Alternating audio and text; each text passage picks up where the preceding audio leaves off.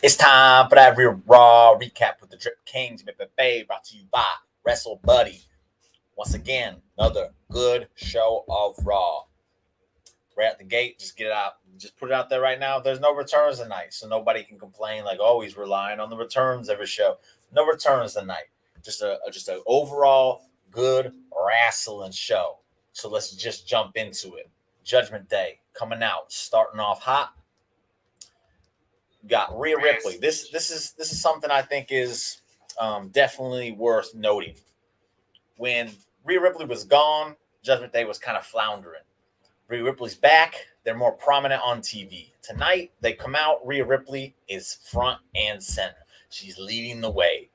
At this point, I think it's safe to say Rhea Ripley is your leader of Judgment Day, which I think is a very cool way to present this group. You have a dominant female leading. I don't think we've seen this before. You could correct me if I'm wrong. If you're in the comments, let me know if I'm wrong. Glad to be proven wrong, but I don't think I've ever seen this before. So I like that. Heidi ho, neighbor. Hi, DeLeo, to you too, David. Good to have you back, bud. So I just wanted to point that out. I think that's very interesting and very cool at the same time that Rhea Ripley is now presented as your leader of this group. They come down. They let it be known, like, we run Raw. Ask the Mysterios. They ain't here tonight. Edge ain't here tonight. He's off promoting the match for Damian Priest next week in Toronto. Yada, yada, yada. They don't really say anything significant here. Ray hits the ring. He attacks. No Dom with him. No Dom tonight. Poor Dom. He don't get dominated by Rhea tonight. I know he's sad about that one. But so Ray comes in. He takes out Finn. He takes out Damian Priest. And it gets to the point where he turns and there's Rhea. And she starts untucking her shirt. She starts getting ready. She goes, let's go, Ray. Let's do something. He ain't going to hit her. Turns his attention back to Finn Balor, who at this point I think brings the chair in. He starts using the chair on Finn. He starts using it on Damian. He goes back to use it on Finn. Rhea gets in the way again. He can't. Damian Priest takes control here. They beat Ray down. They end this beatdown. Nice little beatdown with Finn Balor hitting the coup de grace on top of the chair that's laid on top of Ray's chest. Very, very cool. Very cool ending to this brawl. And Ray looked a little bit strong tonight. Just numbers got ahead of him. And Judgment Day, the beatdown was very cool. So this opening segment was great. I loved it. It's not your typical opener. We always open with kind of the same few people. Last few weeks, it's been the ladies. Switched it up this week. I like it. He says, I love everyone in Judgment Day. However, Judgment Day, Dom and Dad stuff is pretty uninteresting. I'm going to say this. I think the reason it's coming across uninteresting is because it's lasted so long. But I think I'm with everybody when I say this. I think I can say this very safely. It hasn't been as interesting until the last two weeks, maybe, since Rhea returned to take out Dom. I think that's when things started to get interesting with it. Had the stuff prior to that not really happened, I think we're having a different conversation here. I think the booking of it has just been night and day difference since prior to her coming and then her returning, and it's been interesting. That's me.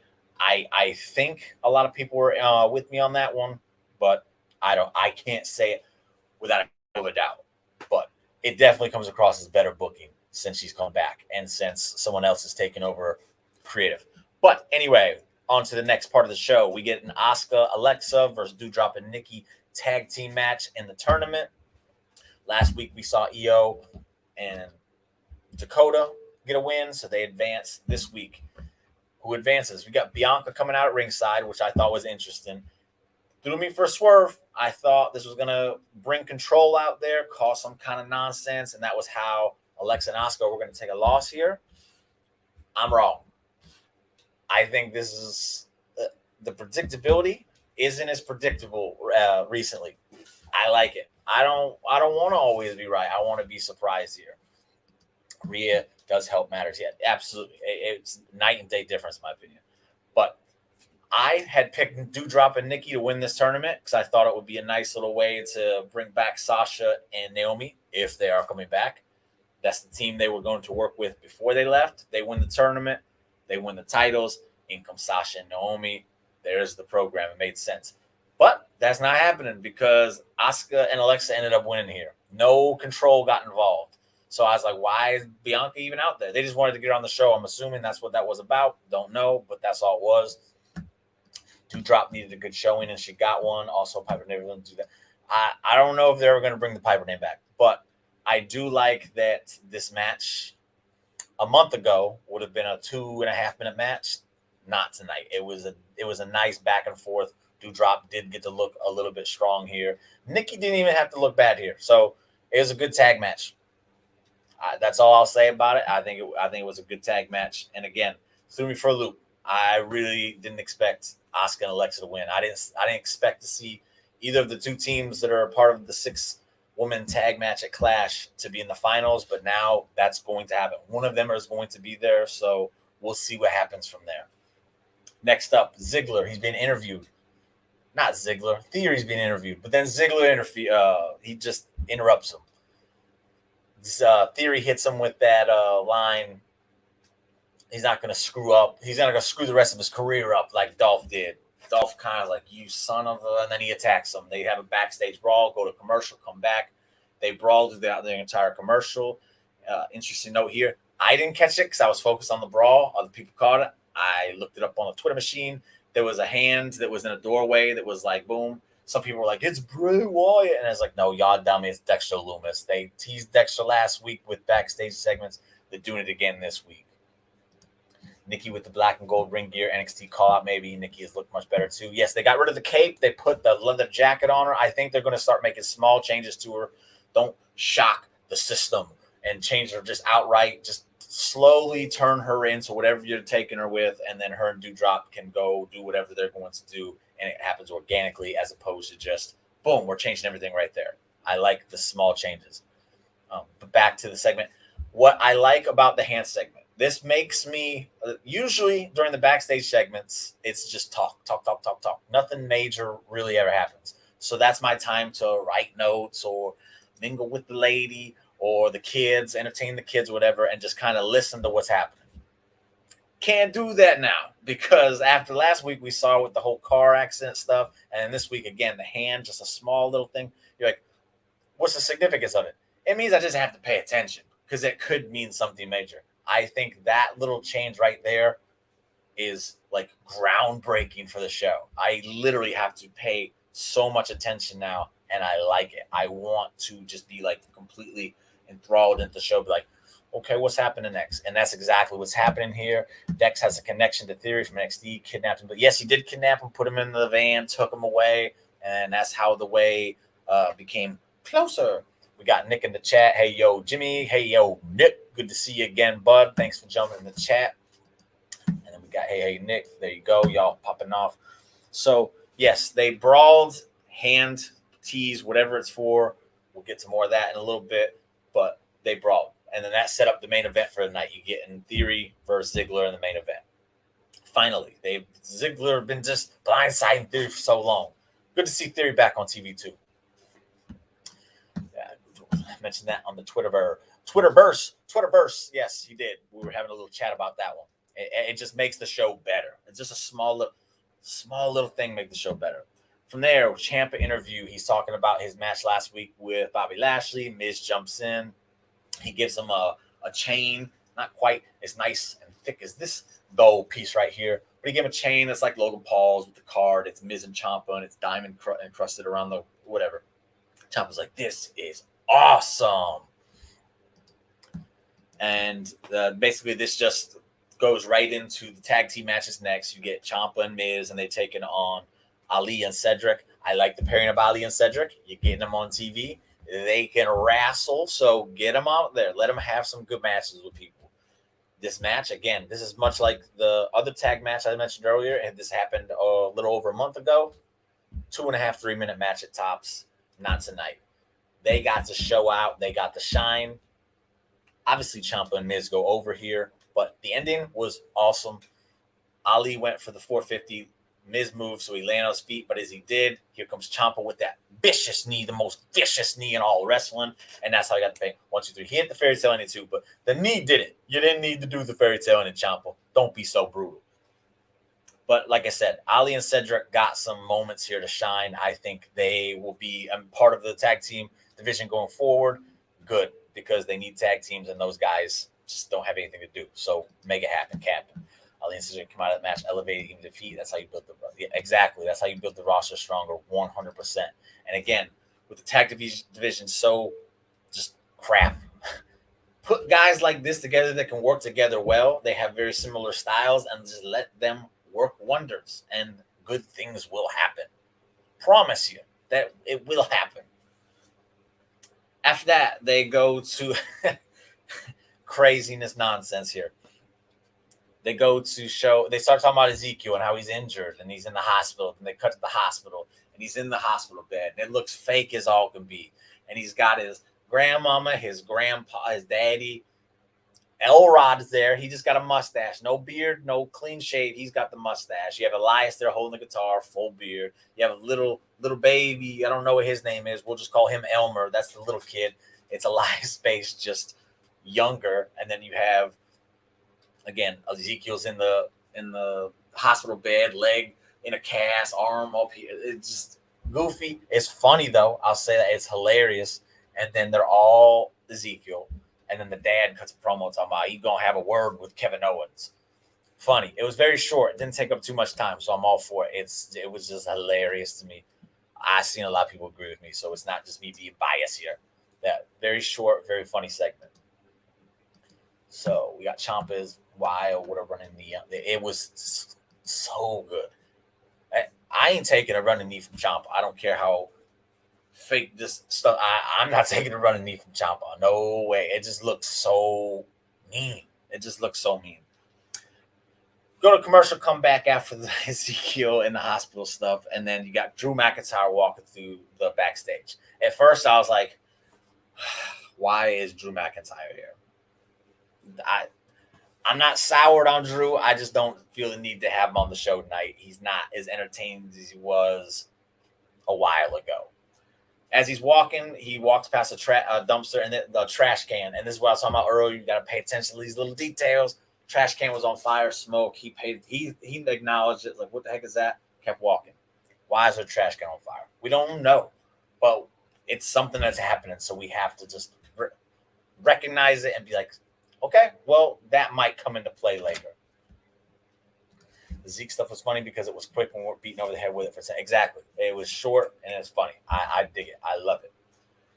So from Drew McIntyre there, then he comes out to the ring. He starts cutting a promo. He says his back. You've heard the rumors online. My back is hurt. What I like about this is I don't know if it's true.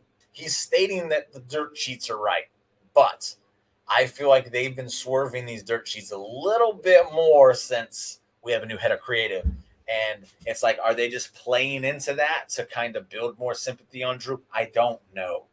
I like that. So that was cool. Then cue the music. Out comes Kevin Owens. He comes out, runs Drew McIntyre down, cuts a fire promo. And in the same sense, he pulls out the most passionate fire promo I've gotten from Drew McIntyre since I don't even know when. I believed every word Drew said when he was saying it because he was pissed. He was heated. I immediately wanted to see a match between these two.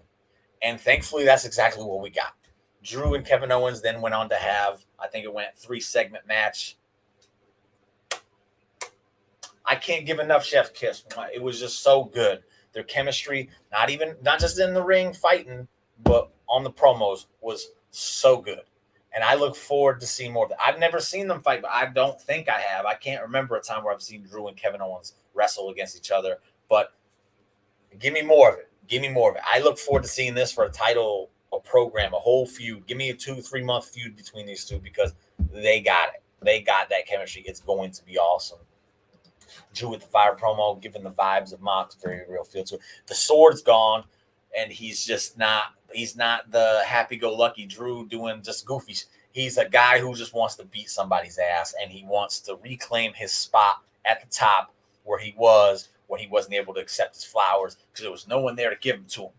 So I am now fully on board with giving that man his moment. If we're going to get more Drew like this, give him his moment. Make him the champ. I'm all for it because tonight what I saw from Drew was awesome.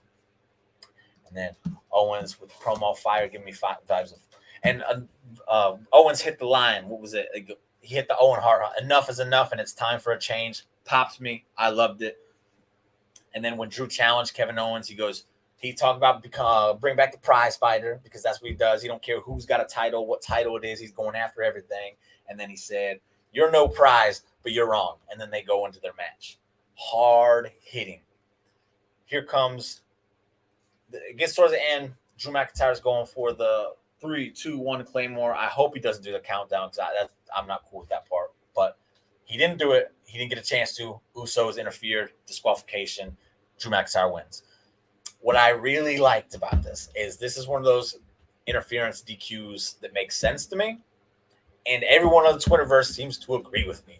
That never happens when it comes to disqualification. Everyone's always just like, boo-hoo-hoo, I got disqualification. This should never happen, blah, blah, blah. Yes, sometimes they make sense. When you are not trying to give away a match of this magnitude, don't give us a clean finish because there's so much more they could do with these two guys. And I have a feeling they are going to after the draft and we get them on the same show again. Hopefully a title is involved. So the disqualification made sense here. Usos attacked. Drew fought them off. But there was Kevin Owens waiting in line. He didn't just leave afterwards. He's like, I'm not done with this guy. Boom. Hit him with a stunner. Stared him down. Went to the Usos. Said, hey, let your boy know he owes me one. Leaves. Usos come back in. They try to take out Drew again. Drew fights them off again. It shows that Drew is no slouch. He's fighting. He's a very real threat. He's not just getting a beat down and he's done. He keeps fighting. He keeps coming back. He is a Terminator. That's what we need out of Drew to make me believe he can beat Roman Reigns. So everything about this was just, again, I could do this for the next 10 minutes and it wouldn't be enough. Promo, match, aftermath, everything was great. Perfectly done. The Owens Drew match rocked and the interference. See, David's even agreeing with me. The interference made sense. That I don't think I've ever heard him say that before. They said wrestle. Yes, Drew said, we're wrestlers in a wrestling ring. Let's just frickin' wrestle. I see a lot of people excited about that. Whatever. It's cool. But the rest of it was just so good. I'm loving Owens getting this kind of spotlight. Oh, I love it so much. After that, commercial break, come back. Out comes Seth Rollins. And let me just tell you something, Seth. I need to know where you got the glasses. I need to know where you got the pants. Because tonight, the style was on point. Loved it. He comes out, lets everybody know he's here. He knows Riddle's about to do his interview, and he's here because he wants to hear Riddle say he has to retire. All the good Rollins stuff right there. It was all good. He said he's going to do the interview from his mom's basement. Let's go. Riddle pops up. He goes, hey, I'm here. And then Riddle really didn't say a whole lot during the interview. It wasn't even an interview. He just let it be known, I'm clear. The next time I see you, it's on. And then Rollins like, what do you mean? Like in Madison Square Garden when I slammed your head into the mat? Or how about at SummerSlam when you challenged me and I came out and whooped your ass? And then Riddle, he says, whenever you see me next, it's just going to be the same thing when I just stomp your stompable face into the mat. And then Riddle stands up and says, I'm not in my mom's basement. I'm here. Takes his stuff off, reveals that he is backstage, runs out to the ring. They start fighting. Very intense fight. Good stuff. And then Riddle was getting upper hand. Then eventually Rollins hit the neck on him. He sold the neck injury. Riddle's gotten so damn good at selling. I love it for it. I truly do love him for it. If you paid any attention to anything I've said over the past year, you know what I'm talking about. And then Rollins started clearing off the table. He was going to do the stomp on the announcer's table. Riddle moved. Then he hit Rollins with the flying knee. And then Rollins flew over the barricade, took off running. Riddle chased after him. He stopped. He gave up chasing Rollins. And then he's standing there in the crowd. Awesome moment. Awesome shot. And then you only have like 20 people around him going, bro. The crowd tonight was stupid and terrible and crappy. I'll say it. I hate to shit on the crowd, but they were terrible tonight. You have that moment, you have that time, you have that whole thing right there. The shot of the entire crowd around him, just bro, would have been one of those ones we look back on and say that was. I don't want to use the word iconic, but that was a great shot, and it was taken from us because of a crappy crowd. This time next year, Riddle will be a world champion. Seth will have been one. I don't think Seth will have been a champ on it. I don't think he's going to win a world title between now and next year. It's not that he don't deserve it. I just don't think it's in his place right now. And then, come on. Before I die, I would like Seth Rollins, Jay White, 45 minutes with promos. Absolutely. Abso-freaking-lutely. And I'll just say, I don't know Jay White's contract situation, but I think the game has completely changed now that Triple H is in charge. People love working for Triple H. Triple H has that way of just getting people to be on his side. I'm not ruling out the possibility of Jay White coming to WWE. I don't know him that well. I'm a new fan this year. I'm just going to go ahead and say the game has changed. I think everyone can agree with Triple H, not only a head of creative, but with talent relations. He's the one that's bringing people in and all the other stuff. I think the possibility of Jay White being there is a lot more likely now than it was obviously months ago. But I'm jumping the gun and getting ahead of myself. Back to the show. So after that, they go to a promo package video of AJ and Bobby Lashley's match for the United States title. Once again, just giving you a little something to say, hey, this belt is important.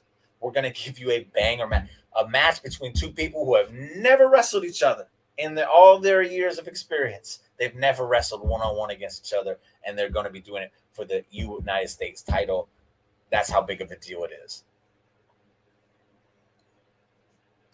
Again, I'm not going to get too much into it. I'm just saying the possibility is way more likely now than it was months ago. That's all I'll say. That's my last word on it. We'll wait and see. I don't know contracts. I don't know. So we'll just wait and see. They come back from commercial. Riddle's backstage, and he challenges Seth to Clash at the Castle. Very short, it works, does the duty. That we know what's happening. So that match is happening. Bummed it didn't happen at SummerSlam. I was there, wanted to see it, but it's happening at Clash. It's a big time match. Happy it's happening. Hopefully we get the no disqualification street fight stipulation added to it because again, it will be fire. Yep. First ever match between Bobby and AJ. So next up, Veer. He takes on a jobber. Veer destroys him. That's it. I'll say Veer splash looked. I wouldn't take it. It looked hurt. It looked like it hurt big time. But yeah, that was all it was. He just destroyed someone. I would like to see Veer get something meaningful at this point because the jobber stuff just isn't working anymore. We've seen it enough. Give us some meat on that bone. 64 titles reigns between AJ and Bobby. That's a lot of belts. Next up, we go to backstage. Control is interviewing about Dakota Kai's first ever singles match on the main roster. She taking on Dana Brooke later on. And that's just a continuation of the tag match last week when Io and Dakota beat Dana and Tamina. Then they see Dana Brooke. They go and approach her. I don't know. It was unnecessary. It didn't really do anything. And then that was that. Next up, Bobby Lashley versus AJ Styles. And it's crazy because the Drew McIntyre Kevin Owens match tonight, again, I told you, I could keep doing this. It was so beautiful. This match, I don't want to say it was as good, but if I did say it was as good, I wouldn't be lying because it was so damn good. The night and day difference that Bobby Lashley is showing me right now is just crazy. I am a fan of Bobby Lashley. This is not something I ever thought I'd be saying. I loved him tonight. AJ Styles, obviously, love him. During the match, you got Miz and Ciampa coming out, and they're just trying to mess with AJ. Ciampa interferes and kind of distracts the ref. Miz goes to go get AJ, but then here comes Dexter Lumis over the railing again, and it looked like he was going for Miz. Miz is like, yo, what the heck's going on? Security jumps on Dexter, and they cut to commercial. Pause on this match real quick because of that little detail right there. If something bad was happening on the show, what are they going to do? They're going to cut away. They're not going to give it any attention. That's exactly how they played this Dexter Lumis angle tonight. Man, these little things mean so much. So much. that they're not acknowledging Loomis at all. That just goes to show, like, it's like, yo, what if you don't know Dexter Loomis? If you're one of the people who don't know who he is, doesn't know he's on NXT, you don't know the character or anything like that, you just see this happen, you're like, yo, what the heck is with this guy? And they're playing it to that. It's done beautifully. It's done so beautifully. And even if you do know, and you're a fan like me, you're watching like, yo, this is so good. I don't think I've seen it done like this before. And that's what I like. I like new stuff. I like to be entertained, and that's exactly what they're doing with it.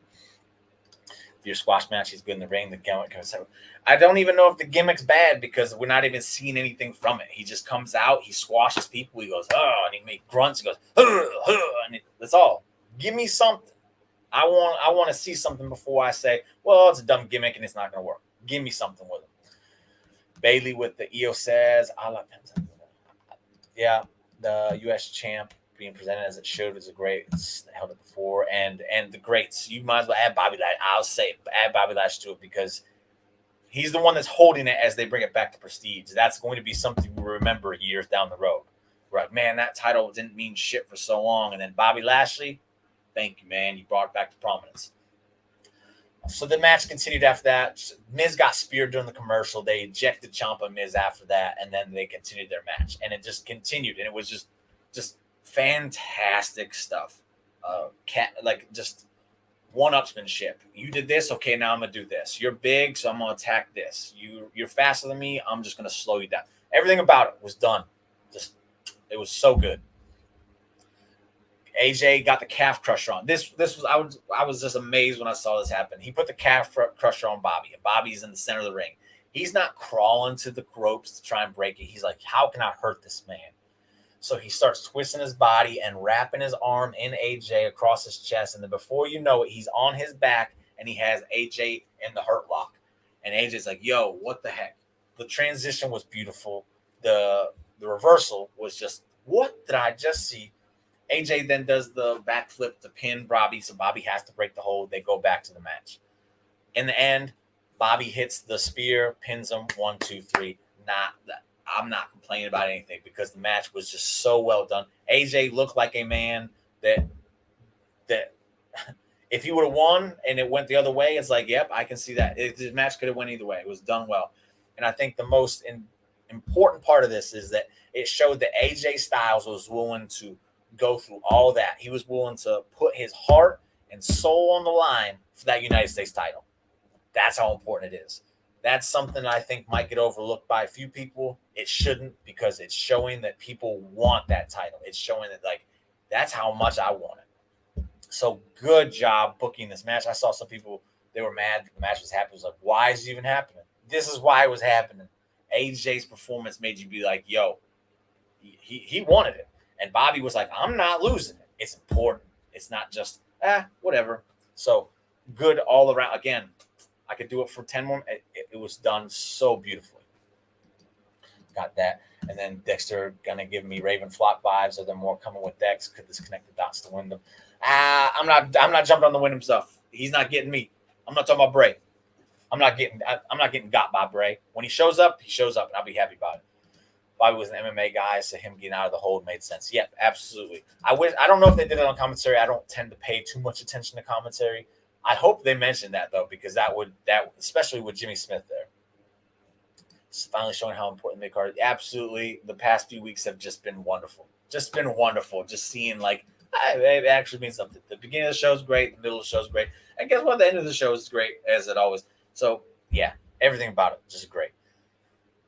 After that, you go to the Dana Brooke Dakota Kai match. This was a short match. This is one of those matches you would have seen again a month ago, but I'm not even mad at it. I don't look at Dana Brooke as a girl who's ever going to be a main contender in the women's division. She's a perfect person to put in there with someone new like Dakota Kai to let people see what Dakota Kai can do. The match wasn't like horrible. It just wasn't long. Dakota Kai got the win, as we expect, as she should. And that's what it was. It was just a good match. And there was no 24/7 nonsense. We saw the 24/7 title, but there was no 24/7 nonsense surrounding the match or after the match. So, thank you. Let's see. It's finally showing how important. Okay, yeah, we got that one. You have to pay attention to commentary now because now they sound like they know stuff. Yeah, but at the same time, I'm so invested in the match. It's like My girlfriend always tells me about, like, oh, did you hear what they just said? And I'm like, no, you have to tell me. I did catch what was it? Saxton, I think, said something about Dakota Kai being the no, Dana Brooke was doing this for all the veterans, and then Corey Graves like, you idiot. Dakota Kai's been wrestling longer than Dana Brooks. She's not the rookie here. Dana Brooks not the veteran here. You're an idiot. I know Corey Graves gets a lot of shit and people hate on him so much. I love Corey Graves, and it's things like that as to why I love Corey Graves. He will call someone out on some stupid nonsense, and he's funny when he does it. Mid card is the meat and potatoes of any. Yeah, absolutely, and it's why so many people kind of were just like, I don't care about WWE because they don't care about probably the most important part of any promotion.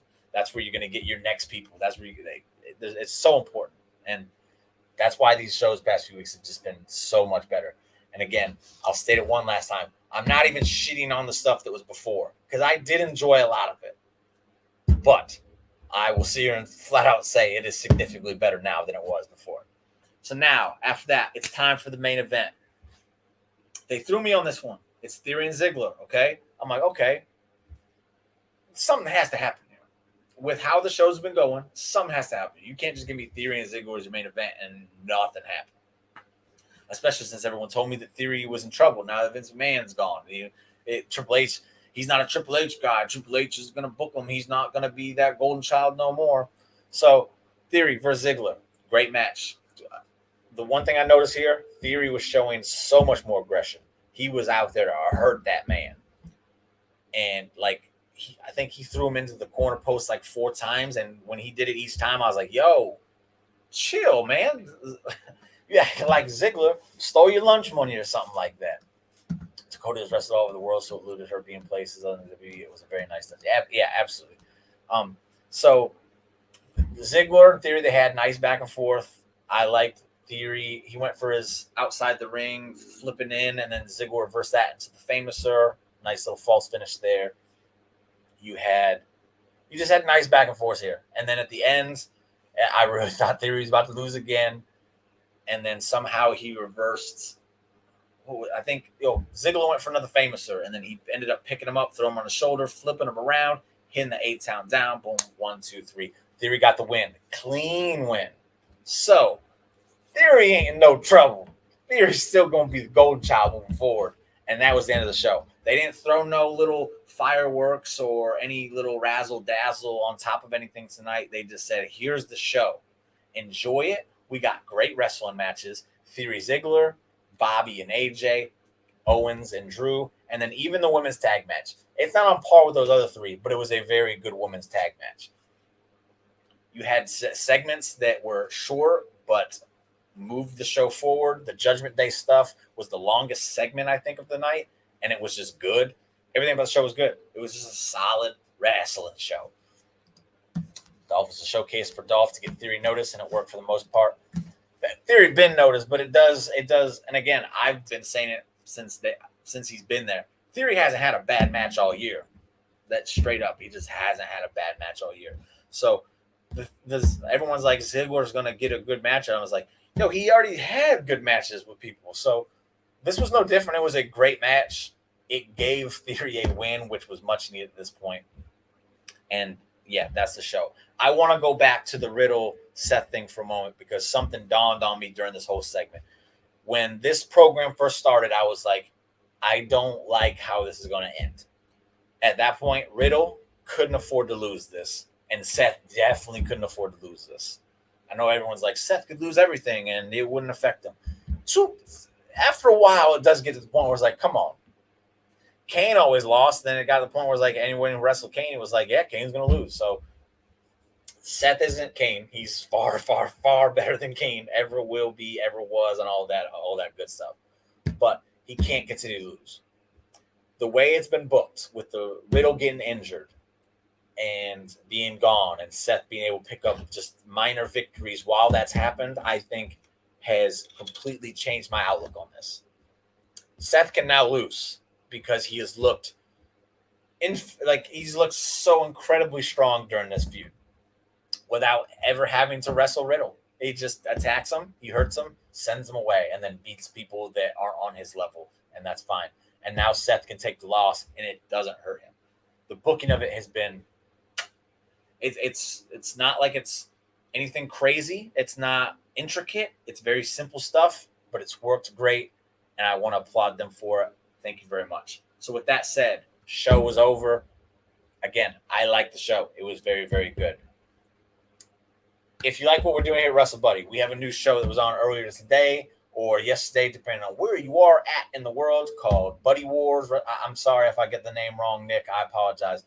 Buddy Wars, where we take a booking angle that was horribly done, and then we redo it, see who could do it better and who wins. Today, it was myself versus my little shit buddy Zane. We rebooked the invasion angle. At least one of us did, so you should check it out. Make sure you vote when the voting comes out. Vote for Jimmy. It's a very fun show, and I think you all would enjoy it as well, so make sure you're checking that out. With that, I will be back on Dynamite after Dynamite Wednesday night for the recap of Dynamite. We got somebody teasing a return, so it could be a very good special show. With that, I'll do this one last comment. Great show tonight. Promising card in NXT Tuesday, same as Dynamite, then Impact, SmackDown. Yeah, there's so much. It's so much going on right now. I wish I had the time to watch more of it. I don't, but Heat Wave tomorrow. Yeah, I think it'll be great. Dynamite, as I said, return. I think it'll be a big show for Dynamite this week, and then so on and so forth. So I will see y'all back on Wednesday. Thank you for joining me, and with that, I will say goodbye. For old time's sake, boom.